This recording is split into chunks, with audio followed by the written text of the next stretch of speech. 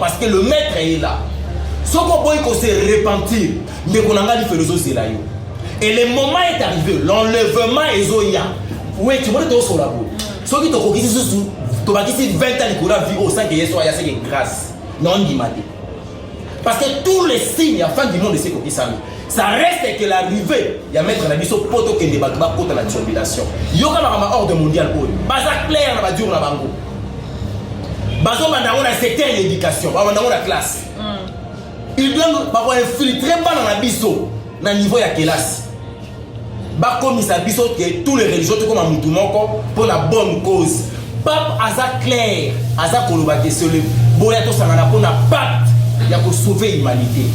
Maman Nangai, bino banani pour sauver l'humanité, ceux qui nous connaissent l'humanité, sauver l'humanité là.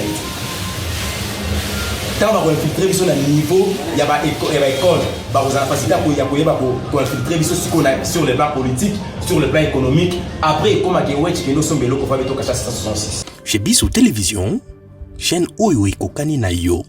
Chez Bissou Télévision, la chaîne qui vous ressemble. Chez Bissou Télévision, deuxième vitesse. N'hésitez pas à liker notre vidéo. Et si vous êtes nouveau sur notre chaîne, n'oubliez pas de vous abonner et d'activer la cloche des notifications.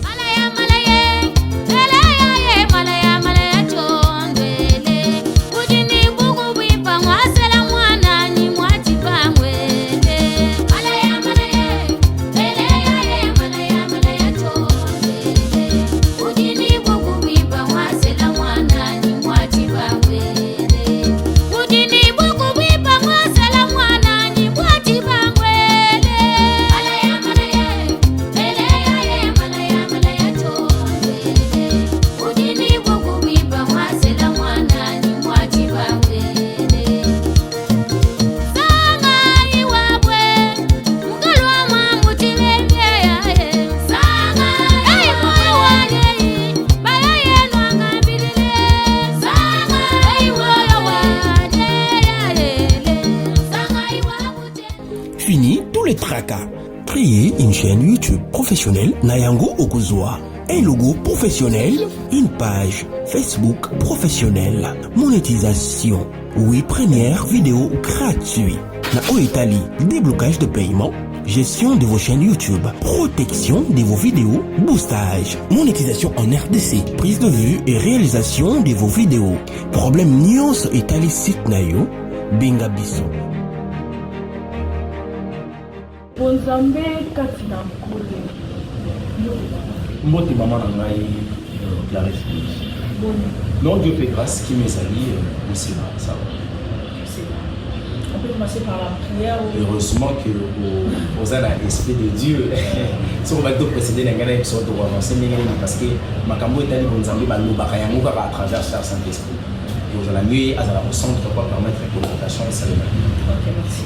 Sœur Saint-Esprit, nous te bénissons parce que tu es au centre avec nous. Comme la Bible déclare que si là où 2 ou 300 ressemblent à mon nom, je suis au milieu d'eux. Merci pour ta présence mentionnée. Ceux qui ne confessent pas ton nom, aussi par le nom de Jésus, permet assez que cher Saint-Esprit, la communication est à la favorable dans le nom de Jésus-Christ, nous avons ce prière. Amen. Amen. Nabao na satuko balandi biso soki balobaki mwa 2-3 secondes pour ressemble à biso ba rotala émission papa elonga na mina ko tra kata verset ko balobi ete la chair est faible l'esprit est lent. Ba mingi to mona ba ba ko kweyaka mais aloba ete nzoto ezalaka.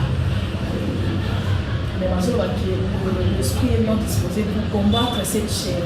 Mais dans un contexte où on va la chair est faible. Mais l'esprit est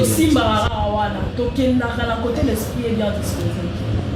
En tout cas, on l'a parce que c'est la première fois que dans la émission, je te jure, ça l'est bien. Les locaux, le problème na biso na liloba nzambe ezali ba chrétien bazana problème, il y a interprétation, il y a esprit, il y a liloba nzambe. Dieu il s'est révélé à travers sa parole. Vous comprenez un peu?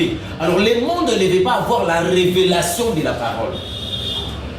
On a toujours l'habitude de voyer ça. La vie c'est pas ce qu'on pense, mais c'est ce qui arrive. Il ne faut pas rêver la vie, car le rêve reste le rêve reste que le rêve. Mais le rêve n'est pas une réalité. Mais si tu vis la vie de tes rêves, tu vis la vraie vie. Mais éviter la philosophie, mais la question, elle doit comprendre là. Nangina Lobani, l'esprit qui accompagne la parole de l'Éternel, c'est ce qu'on appelle l'esprit de Dieu. Quand l'homme commence à dire que la chair est faible, l'esprit est bien disposé. Mais la disponibilité de l'esprit, comment est-ce que ça influence la chair?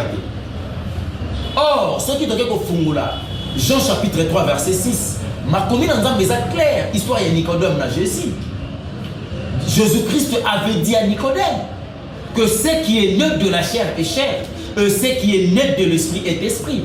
Oh, il y a beaucoup de gens à cause de une capacité, il y a beaucoup de gens. Mais ce qui est né de l'esprit, il a la capacité à cause de la makambo et à molimo. Makambo molimo suka na molimo et peut sa influence na chair pour élever sa influence na physique, pour matérialiser la spiritualité. Même les magiciens font ça. Bazui makambo na ndenge ya ba esprit mauvais, ba latisi ya monzoto et de vivre l'impact sur la chair. C'est comme ça. Mais ce que mon chrétien va habiter, parce que la chair est faible. Après tout, la chair est faible, l'esprit est bien disposé. Mais la disponibilité de ton esprit, ils ont fait influence sur la chair. Donc, on a des gens qui ont un problème, il y a vie spirituelle. Parce qu'en réalité, l'homme, c'est l'esprit. Quand on parle d'un homme, c'est l'esprit. Sauf que l'esprit a monté, ils allaient cacher quelque part. Ils ont la force, ils ont l'énergie, ils ont la capacité de faire influence à corps. La personne, c'est une personne morte. Ok, merci beaucoup Papa Elonga. Quand est-ce que tu voyais que tu as un vrai adorateur? Merci. L'adorateur, c'est quelqu'un qui reconnaît que je suis simple créature auprès d'un créateur. Vous comprenez? La personne qui sait s'humilier, a bossani ba grade na ya bomoto, ba capacité intellectuelle, ba bat non sans joie. La beauté nous soit n'a pas raison pour posséder. Mais je reconnais que je suis simple créature d'un créateur. Or, Moussala la créature auprès d'un créateur, c'est adorer. L'adoration, ça me rappelle moyennant quelque chose. L'adoration, c'est quoi? C'est pas chanter, mais c'est vivre la vie à sanctification. C'est une façon d'adorer ton créateur dans la marche na yo. Vous comprenez? Respecter, mettons en pratique la parole de l'Éternel, c'est une façon d'adorer Dieu. Parce que chaque péché est représenté par un démon. Je prends un exemple, le Kola Lokuta. Ils sont représentés par un démon qu'on appelle Chamach. Ceux qui ont aussi un culte d'adoration pour la démon. Tu comprends moi? Et adoration, le c'est la moyenne offrande, aussi pour nous rendre le péché, l'offrande. Lokuta, pas le ici là. C'est que l'homme, quand l'homme arrive à adorer Dieu, à avoir une vie naïe, corps, âme, esprit naïe, à paix, mon Nzambe. Voilà pourquoi on a Moutouana, il y a des sous Messimbakate. À quoi après Kotika Nzambe parce que à paix sa vie naïe, à bonza, vie naïe, pas Nzambe. N'engage biso de l'autre décision, il y a coupé sans Nzambe jeunesse na biso. Moi pour n'aime ça Nzambe so ko bali singa. Non, pas so jeunesse. Nzambe bali singa na ko na nyuma Nzambe. Mais heureusement, nous avons qui parmi les appelés et les élus. Nous avons qui appellent et le quoi nous avons qui élus dans la l'épaule. Tout aussi pour les mettre au PC. Donc si tout le monde a 40-45 ans, nous avons eu ça, nous avons ensemble aux ambus. Raconte-moi ça la maladie, il y a vie devant présence en disant de pas na lobi na yo romi bosana okele na estase ndenge ba magicien ba kendaka na astral. Au sentir que ce n'est plus moi. Na comme si on a vrai on a donc tué en communication dans le niveau de l'esprit.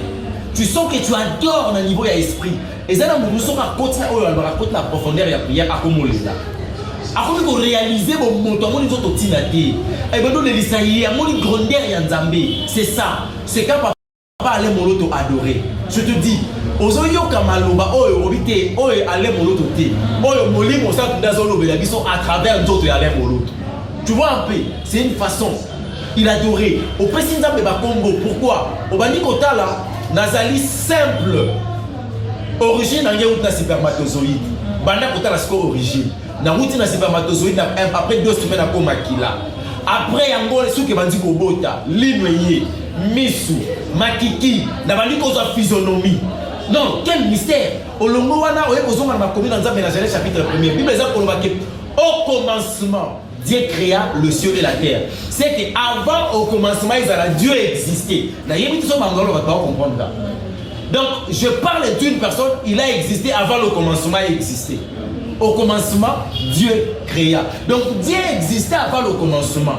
Donc, avant même le commencement, il existait. Après la fin, il existera. Donc, avant Evangelina, après Souka, il y a Zalaki, Azali, par Zalaka. Donc, c'est une personne. Oh, il faut adorer. Donc, c'est notre. C'est la source de prévenance, la mission. Vous comprenez? Alors, ça fait du bien quand l'homme s'approche auprès du Créateur.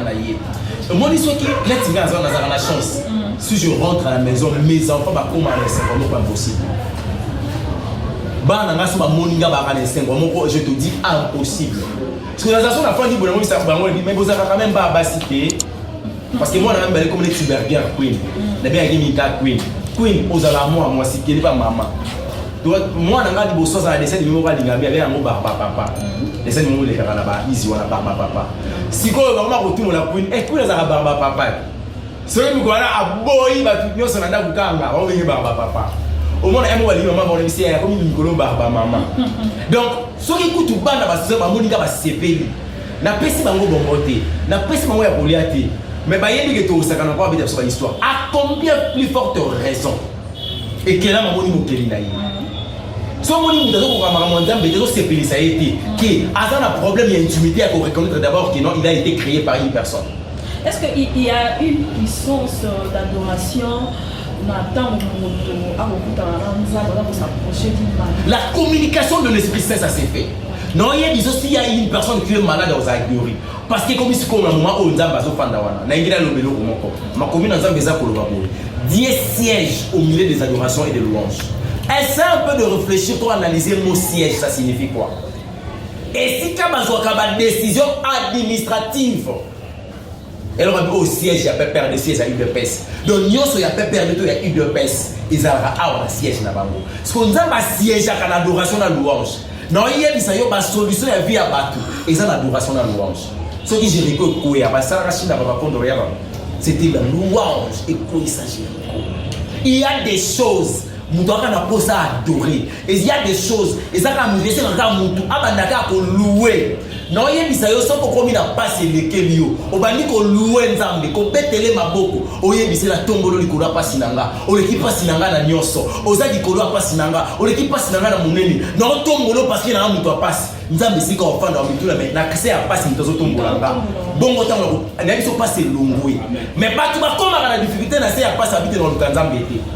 Nzamba tindoli nzamba tiki. Comment on a ba fidèle au peuple de Dieu ba comprendre raté penza adoration ezani pour les Nzamba ezani devant un problème. Parce que comme ça ça la question qui a un problème même soit azangi ngo azo kanibala ba di kolela la place pour adorer Nzamba. Comment faire comprendre au peuple de Dieu par l'enseignement de la Bible au niveau ya etonga la mission des problème. L'homme azali na trois catégories na présence en Nzamba. L'homme a la créature et comme on a à l'espace à moana. Ils appellent la place à comme la héritière, héritier. Et puis la prince ou princesse. N'est pas la vie avec la créateur, à comme papa, et puis à comme roi. Et ce qu'on y a dit que moment où il y a la place dans le coin à moana. Au gars dit yes, je suis un enfant, je sais comment parler avec mon papa. Mais c'est pas dans des communes natales dans film à Nigeria, malheureusement dans des films. Pas c'est les gars qui s'appellent ici, qui kids ah, il y a pas de kids na butu. Abidjan me fanda.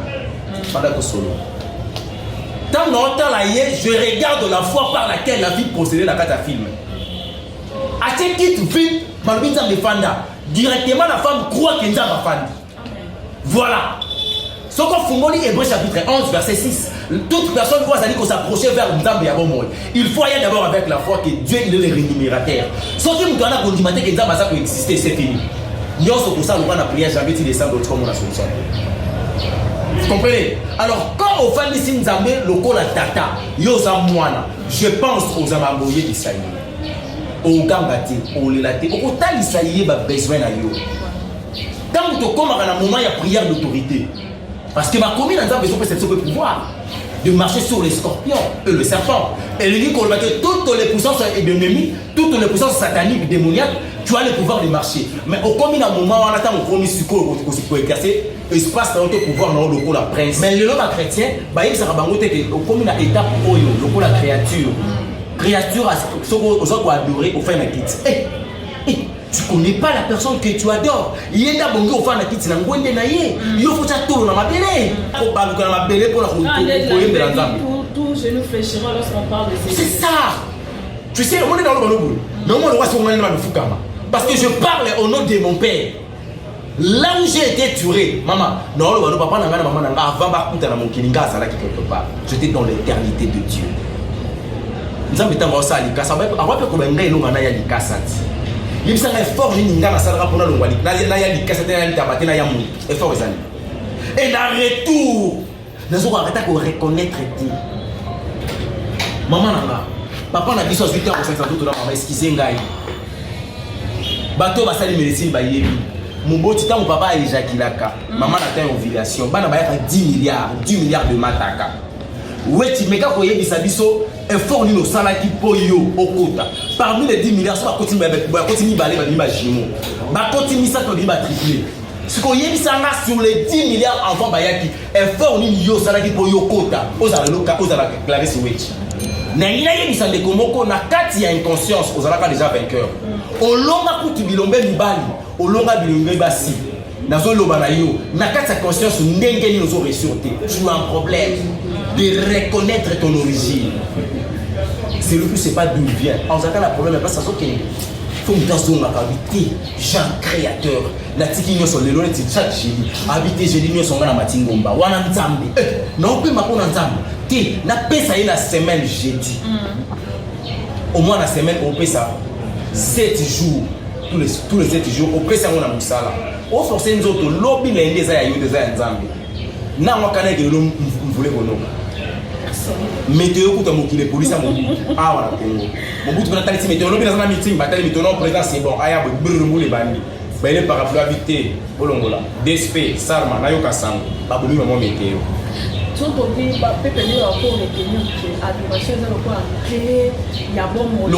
la clé. Dieu mange l'adoration. Oh papa les mots de dire qu'on solo balobi na yelio masanjoli ya motema nanga. Donc ça veut dire Marie Moussanda pour le balobi oh ils a séqué nanga ya 4.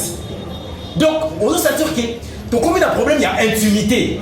Je parle pas de la chair parce que la chair est de l'autre côté. Ndeko journaliste Camoulo Lopez. Bel détail de figure ne plus. Ndeko lo baza en mort. Sa beauté comme elle est insuffisante c'est si ça m'basse. Pour te dire que la beauté c'est rien. Profession naïe et comment il a une capacité à empêcher le roi parce que c'est qui professionnel. Je te dis que c'est rien. Mais l'intimité avec Jésus. Si quand il y a du seul komoko, attends na kati ya nkunda, bolungaye sur le ganga. OK lolo. Mais ce qui nous tazo yé ba pour l'intimité dans nzambe té. Aola nda kolia komela kolanda, ko apparaître, ko yina, kindumba, je te dis. Long métrage 930 ans Noah ça kenda nango. 620 ans Moïse ça kenda nango na ba Abraham. Bisoka ça 20 ans. So ba pesoka âge papa dizenga ça la kinango. On va commencer comme premier ministre. Va aller là. Voilà, l'esprit bien disposé. Moi, ça là, exact. Va abandonner poste à Luca la carrière politique. C'est que la chair, et c'est l'autre côté. Comme on a dit, comme on a dit, pour nous autres, mais bon, ma plutôt nous autres pour nous dire. Ndima kokila. Amen, peuple de Dieu. Papa Lomatosa tellement ébélé à Roloba, surtout sur l'adoration. Branche c'est belé malheureusement population c'est à bisoto c'était déjà peut-être tu reçois deuxième occasion et reçoit la deuxième partie sur l'adoration parce qu'il y a vraiment beaucoup à dire sur l'adoration au plus qu'on peut sa message nous n'a pas pour Jésus-Christ revient pas bientôt maintenant bientôt vous y a montré maintenant na oye bisayo l'antichrist à ça déjà le 14 mai oyo Nathalie yango na leli numéro 1 ba imam nyonso ya Islam na Arabie Saoudite bakutani na pape bakoma mutu moko tozolo balikambo batu baozo yango ba aventure que ba religion na ba religieux basangani bango ne sokona ko adorer kaka ozali l'antichrist. Le monde ne comprenne pas. Heureusement pour le chrétien, le christianisme n'a jamais été une religion, mais c'est une vie. Bande konanga Jésus revient bien maintenant là. Bongo la motema yo mutozana ka ngosa kwa ndirso motema na yo pona makambo ekoleka. Soki to lobi na to ke na mama ye mo kotala nombre de personnes oyo balali wala balikona ba projet balikona ba compte na banque. Tam so so na mu ebe na M-Pesa. 12 000. Pe franc congolais. Donc na ngina ye bisa ndeko no so abongo la motema parce que le maître est là. Soko boy ko se repentir ndeko nanga li philosophie la yo. Et le moment est arrivé, l'enlèvement est zoya. Oui, tu vois tout sur la boue. Ce qui te dit sous, tu vas dire 20 ans de la vie au sein que Yeshua, il y a grâce. Non, dit parce que tous les signes, la fin du monde, c'est que ça reste que l'arrivée, il y a mettre la mission poto qui débat contre la tribulation. Il y a un ordre mondial. Baza clair, on va dire, on a bango. Bazo, on a un secteur d'éducation, on a la classe.